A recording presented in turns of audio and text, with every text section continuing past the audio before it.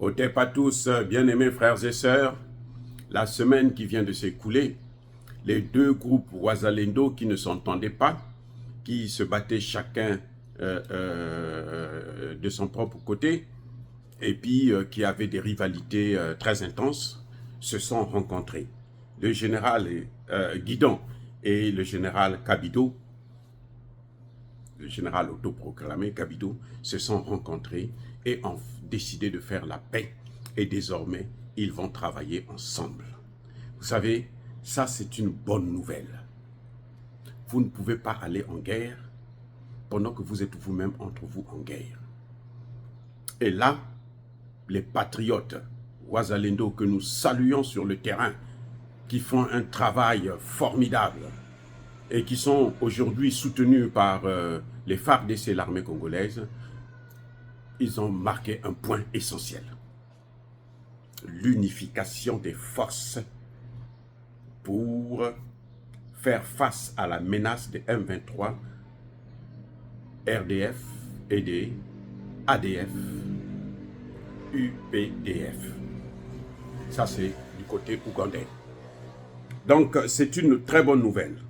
Et ce qui a fait que, quand ces mêmes groupes terroristes venus du Rwanda et de l'Ouganda ont attaqué Butalangola, ils ont lamentablement échoué. Eh oui, ils ont échoué, tenté encore d'attaquer Kibumba, ils ont lamentablement échoué. Ils ont attaqué Saké, ils ont lamentablement échoué. Ils ont attaqué Minova. Là, je parle de la même semaine, hein, pratiquement les mêmes jours. Ils ont attaqué Minova, ils ont échoué. Ils ont encore attaqué, tenté de revenir à Kanyabayongo. Ils ont lamentablement échoué. Ils ont été repoussés sévèrement et ils ont perdu beaucoup de leurs soldats. C'est après cette action qu'effectivement, ayant perdu trop des gens, ce qu'ils ont fait, c'est qu'ils sont allés, ils ont brûlé des maisons, ils ont appapéré, ils ont égorgé 40 civils. Le mode opératoire qu'il y a eu lors du génocide rwandais. Donc vous comprenez bien que c'est bien des Rwandais qui sont en train de faire le travail. C'est bien des Ougandais qui sont en train de mener ces actions. Et Dieu merci, pour une fois, les Nations Unies ont été un peu sincères, ont sorti un rapport qui accuse non seulement le Rwanda, mais aussi l'Ouganda. Donc, les territoires, ces territoires dont je parlais là sont sécurisés, ainsi que le territoire de Kabao, de Ntiapanda, de Mangouri-Djepa, de Lubero.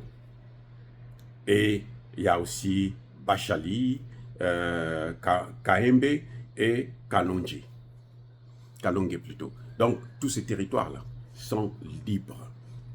Aujourd'hui, de plus en plus, l'armée congolaise est en train de prendre du terrain et nous saluons ce travail fantastique, ce travail formidable des Wazalendo et des FARDC.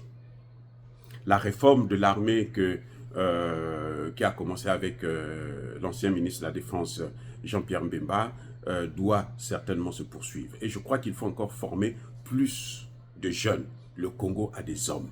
Il faut les mobiliser seulement. Il y a des jeunes qui sont là, qui sont prêts. On voit du côté de Wazalendo, ils ne sont pas payés, ils n'ont pas de salaire. Mais ils viennent en masse se faire recruter. Les Wazalendo, là, ils viennent en masse. Et c'est ce que, aujourd'hui, aux Nations Unies, c'est la question fondamentale. Comment ces gens-là arrivent-ils à accepter de mener la guerre sans salaire, sans rien? Comment? Et puis, ils respectent les droits de l'homme. Ils savent manier les armes. Ils n'ont pas de formation. C'est le problème que, aujourd'hui, les Nations Unies sont en train de réfléchir. L'énigme de la guerre congolaise. Il n'y avait pas les Wazalendo pendant 30 ans.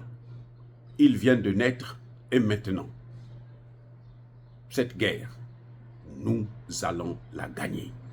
Quand je parle de nous, je dis nous qui sommes du côté de la justice, nous qui sommes du côté de la paix, nous qui sommes du côté du développement du Congo.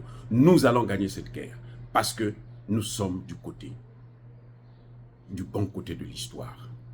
Et Dieu retiendra cela. Les amis, encore une fois de plus, je persiste et je signe.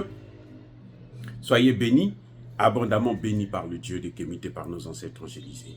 Mais que tous ceux qui persécutent le continent africain, le pillent et le déstabilisent, qu'ils soient noirs, blancs, chinois, arabes, juifs, indiens, qui qu'ils soient, qu'ils soient maudits, punis, foudroyés, neutralisés, écrasés, effacés par le Dieu des Kémités, par nos ancêtres angélisés. Vive l'Afrique éternelle, j'ai dit et j'assure.